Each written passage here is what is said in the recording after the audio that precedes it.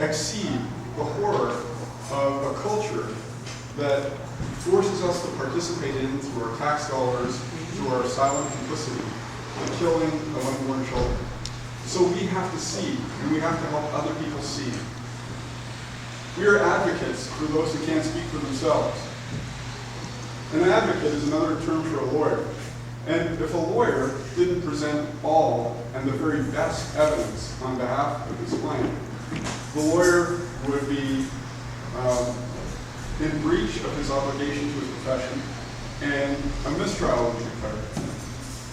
We, as Christians, are obliged, just as advocates, just as lawyers, those who speak up for those who can't speak up for themselves, to present the strongest, most compelling evidence for the protection of those who are being killed. When we were out this morning, we encountered a pastor from a local church who was taking the pamphlets from the mailboxes, and he ripped up a number of them, had a number of them in his hands. He was a young man in his 30s, fervent and articulate, probably a good God-fearing man. But his arguments were misguided. His first objection was that his 8-year-old daughter had seen this picture, and that this was his home community. And what right did we have to bring this horror before his child and into his home?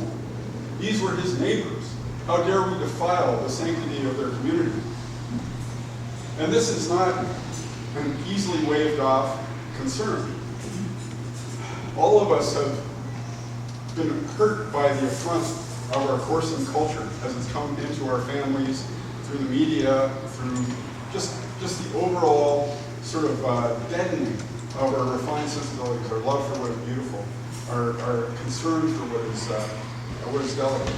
We've all been hurt and harmed by this. And so when they begin with this objection, we can't help it but agree. And yet that objection notwithstanding, babies are dying. And so we don't have a right to peace in a land where abortion is being performed. Now, what about the child? Is the child traumatized? Well, when my older children were young, Barney the dinosaur was all the rage.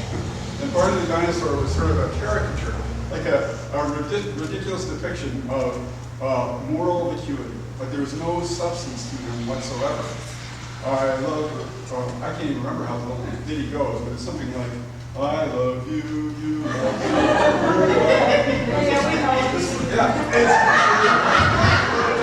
There was nothing substantial to this at all.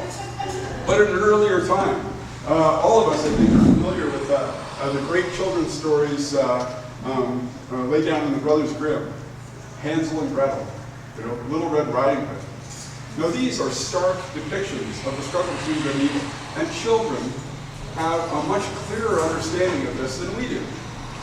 Because we live in a moral gray area, all sorts of attending circumstances and mitigating factors and things like that. But children see the clarity of right and wrong, good and evil. Why?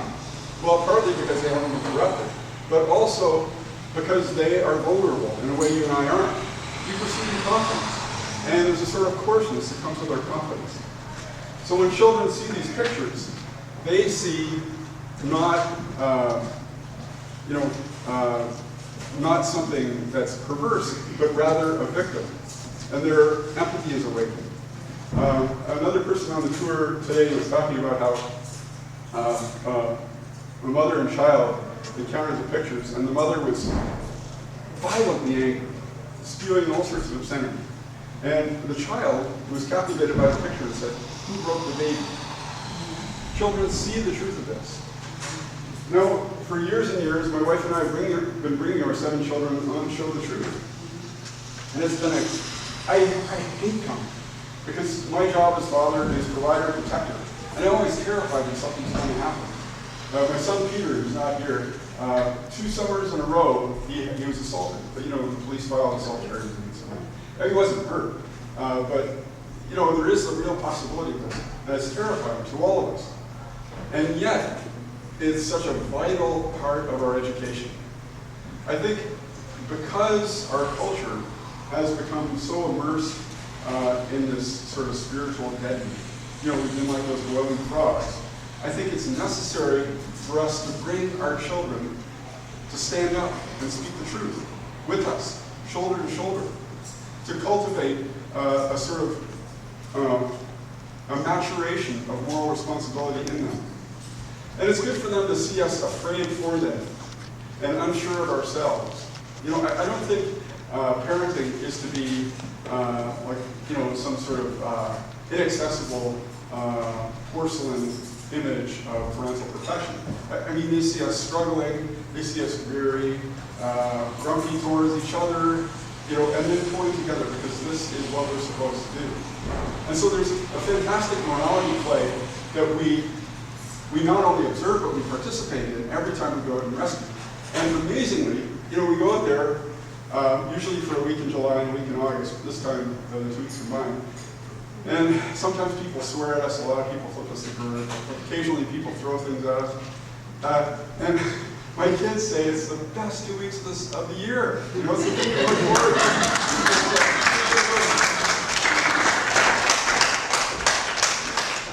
Then the pastor went on to say that he didn't think that the crisis pregnancy, in fact, he was certain that the crisis pregnancy center here in town would not want us here, and that we did not come at the invitation of the crisis pregnancy center.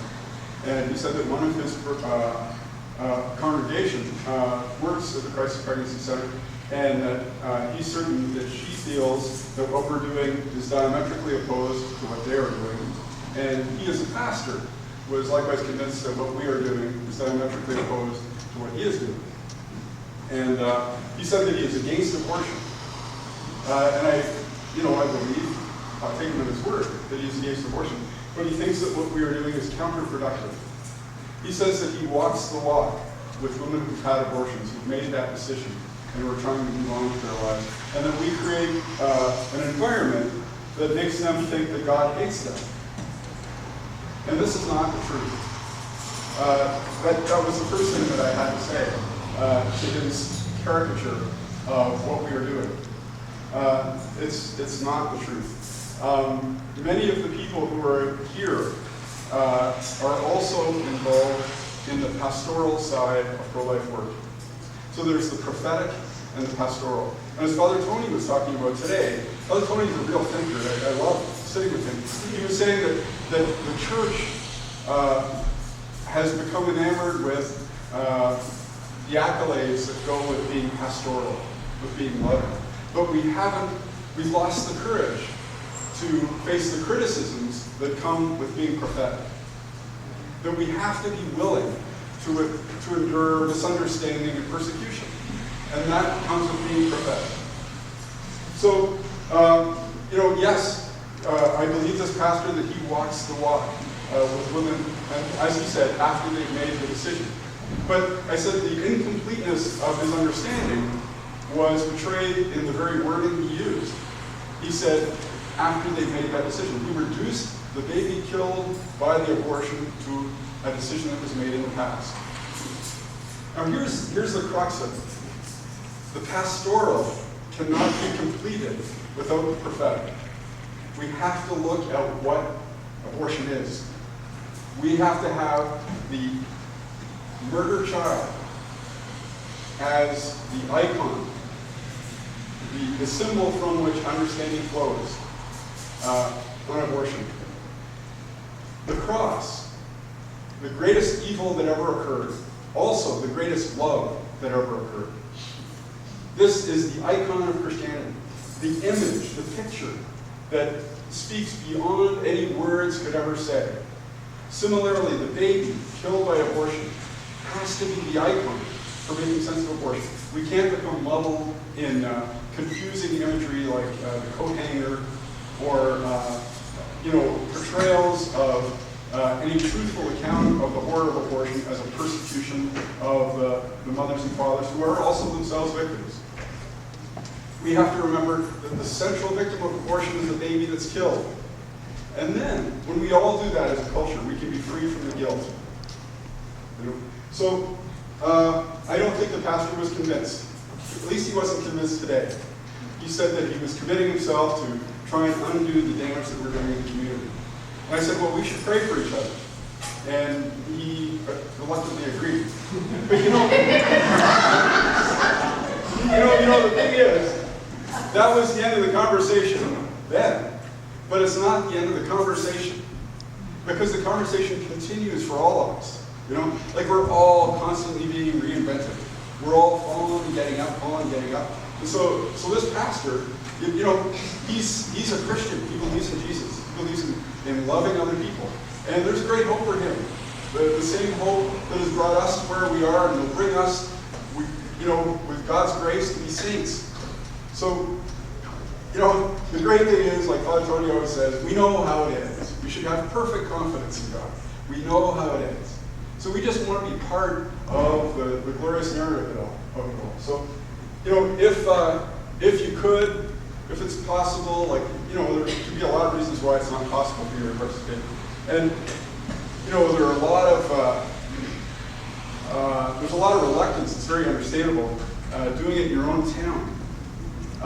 When we did Show the Truth in my town the first time, I teach high school, and I had a new principal, and this principal's wife, don't tell me, this principal's wife was the department head in my school, and she and I had a big run-in a couple of years earlier, so he was kind of gunning for me. So the first day of school, he comes up to me, and he had a very gravelly voice. He said, "Isn't it? School hasn't even started, and I've got 2 parental complaints against you." It was about Show the Truth.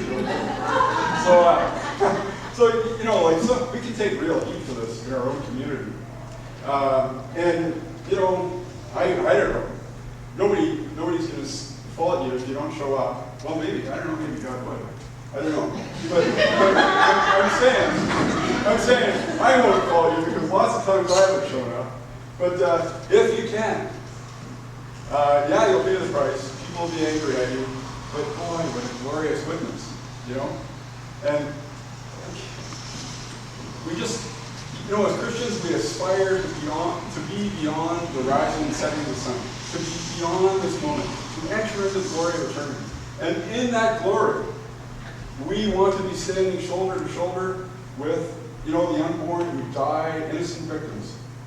So, you're all invited. Rosemary, when are we going? I was hoping you'd ask.